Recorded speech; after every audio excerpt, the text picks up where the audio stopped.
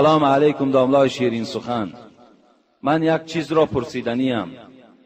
یکم، فکر شما نسبت کرخط و کرخطگران چیست؟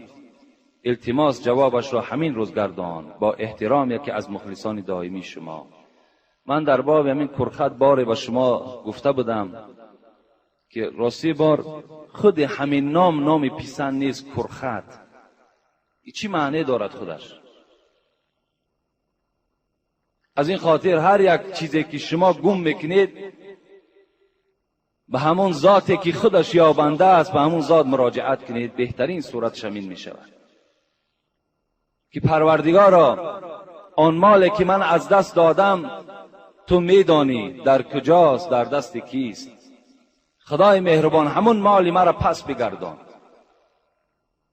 این بهترین صورتش انا همین است.